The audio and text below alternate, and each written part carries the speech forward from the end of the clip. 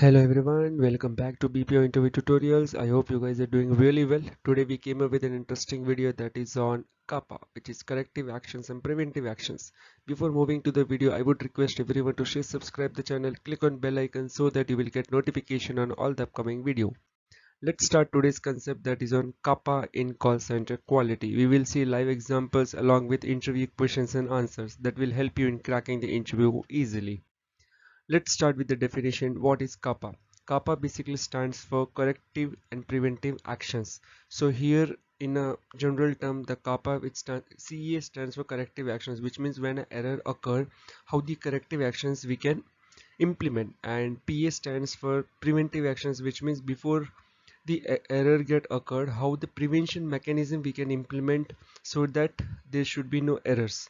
So it is a formalized process used to investigate the incident or a defect that basically occurred. We have to do a root cause analysis and implement the changes to prevent that particular reoccurrence. So that is known as CAPA. Now what is CA stands for? CA stands for corrective actions, which means the reactive steps, which means after occurring the error, we got the error, and after we got the error, how we are solving that particular issue in order that we couldn't find the same error in going forward. So that is actually a corrective actions. We have to do RCS and everything. Now preventive actions, which means proactively, it's like a mistake proofing before the error is getting occurred, how we can eliminate the weak point in our process due to which we shouldn't find that error in like upcoming days. Okay, for an example, like updating the entire onboarding training program because data shows new hire struggles with a specific complex tool. Let's move to the formula. So basically the formula for the CAPA here is CAPA basically will be done with the help of root cause analysis, systematic action, and effective verification. If we do all these three steps, definitely the CAPA will get occurred. Now what is the CAPA effectiveness rate? In order to identify the CAPA effectiveness rate, what we have to do is number of effective CAPA closed divided by total number of CAPA closed into 100%. If we do that, we will get the effectiveness percentage of the CAPA. Okay, let's move to the advantage and we'll see like how CAPA will help us in our process. First one, to drive down the repeated errors. Instead of just telling that you got the error, better do next time to the agent, basically CAPA will like focus on doing the RC and identifying where the particular error is, where the gap occurred. Okay, because every time it's not only a people error or process, or we have to see like what is the reason behind that error. Okay, next, boost the customer satisfaction. Definitely if the errors are getting reduced proactively, we are checking that that could be a possible error, we are removing that definitely the CSAT will get increased, and mainly our FCR like first call resolution will get improved. Ensure strict compliance. Yes, because with the help of CAPA, definitely we will have a strict compliance in place and optimize training and onboarding. Let's move to the type of CAPAs. We have different type of CAPAs, but I have just drilled down into four. One is people performance CAPA, wherein we will be doing a skill gap analysis for the agents, that is people performance CAPA. Process and procedural CAPA, which means focusing only entire workflow, focusing on the complex situation which is impacting the process, okay, in order to impact the customer satisfaction. Technology related CAPA, for an example, if any hardware or software is getting failed and if we are doing any analysis there, then it's a technological or systematic CAPA. Last one is compliance related CAPA. Next, examples. We will see two examples here that will give us understanding how we can use a CAPA, how we can implement CAPA in a process. First example says here, if we have high AHT in our process, okay, due to which the process is getting impacted a lot, okay, due to which SLA is getting impacted, okay, we are not clearing out the volumes because of high AHT. What we will do, so first we have done the RCA here. During the RCA we have identified that, let's go with an example here, because we have identified that agents are getting slowed down, but the implementation of the knee claim processing system that required agent to navigate 7 different tabs and perform 15 clicks to do log the single standard claim.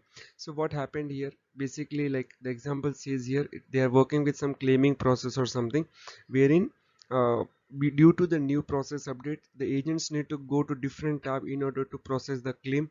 They have to clear the several tabs, multiple actions they need to perform, due to which the AST getting impacted. So what we can do here, so immediate actions, what we have done immediate here is, um, we should also check, because see, those steps we cannot reduce. So what we can do is, we can authorize temporarily over time here, okay, in order to churn out that particular volume. And we can also have like backlog. Definitely, if process is we have to follow all those steps, we do not have any automation there, the backlog will get increased. So automation is one option we can do. Next, preventive actions, what we can do. Okay, the IT team collaborate with the WFM team, QA create a single claim input dashboard that pulled out all in one screen. Yeah, definitely, if there is any automation we can do with the help of WFM team or quality team, in order to improve, like in order to click on 15 to 16 tab for the claims in one shot, if we create a dashboard, and that can help us. Okay, this is one example in order to reduce the AHT. Next, we have lot of dead air, which is silent hold during the call. Why this is happening? So we have done the RCA here. In the RCA, we have identified that agents are not giving the confirmation to the customers, like they're going on hold, they're silently checking the things, okay. And like they are not aware with the entire script, okay, how would they need to follow. What is the immediate action we can do here? First of all, we have to coach the agent, we have to ask the agent to listen the call, understand them, make them understand that whenever you are placing the call on hold, give the proper script, like I'm researching the particular content for you, sir, can I place your call on hold, right? If they follow all this structure, definitely there will be less dead air. And we have to follow the whole timings allow. If company or process allowed us 2 to 3 minutes, we need to come back, we need to inform the customer it is taking more time than expected, so can you allow me few more minutes to cross check. The preventive actions implement, like in preventive actions we have to see like if we can implement any automations or anything here. Okay, now next we have the 7 steps of CAPA process. So these are the 7 steps you can use, guys, in order to implement your CAPA. First one, identifying and logging. Second, containment and trick, take the immediate action to minimize the impact and segregate the problem. Then root cause analysis, then action plan development, implementation, closure, the standardization, implementation, effective verification, closes.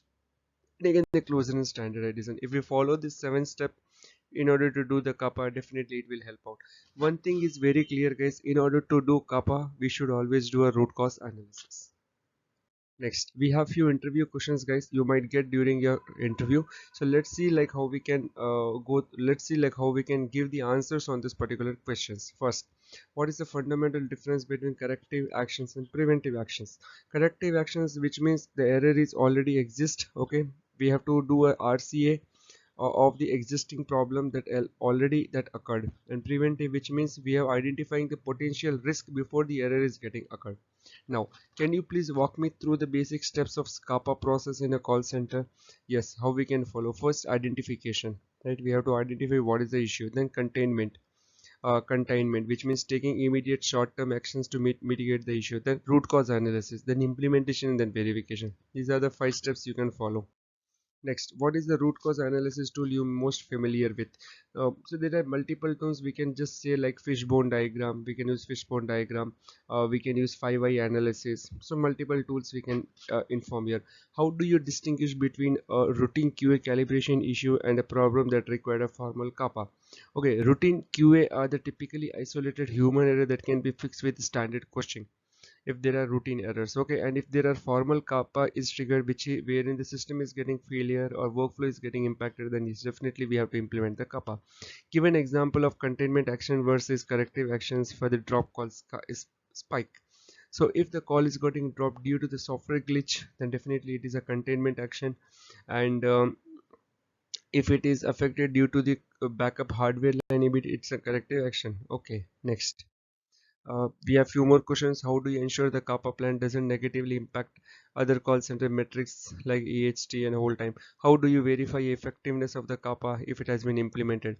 I establish a specific evaluation window, typically like 60 to 30 days post implementation. So we have to decide certain days here. It's look like quantitative metrics and to verify if the issue is dropped. Also, while monitoring the other adjacent metrics to ensure the fix doesn't create a new untitled bottlenecks. Next, imagine if agent prints out sensitive customer data violating compliance policies. What are the immediate CAPA responses we can do? So here we have to do is containment. Okay, secure and destroy the printed document immediately and revoke the agent printing permissions. Investigation, run an audit to see if the system allowing printing, if other agents are doing it. Actions, implement a hard system block on printing the RC mandatory comply refresher to the team. Next, 9. How will you handle a situation where CAPA fails and the problem reoccurs? Okay, we have done the CAPA, but the CAPA fails here. A reoccurring issue, which means original root cause analysis was not done effectively. Okay, I will reopen the CAPA and gather a cross-function team like IT, QA who are working with that to challenge a previous assumptions. I will deep dive into it and formulate the new action plan based on the hidden root cause. How would you track a document CAPA and ensure accountability? I will use a centralized CAPA log, a project managed tool which every action team explicitly mapped in a single or in a frame deadline. I will hold briefly weekly checks in an open CAPAs and then action item I never mark closed until the verification data proves a fix worked. So in this way there are total 10 questions you can use. I'm not saying there are only 10, there are many questions we can find for the CAPA. So just go through it again, go through it. We have seen multiple things like what is CAPA, definition, advantage, formula, examples, interview questions and answer. Just go through it and definitely you will gather a multiple information about it. Thanks a lot guys, have a great day.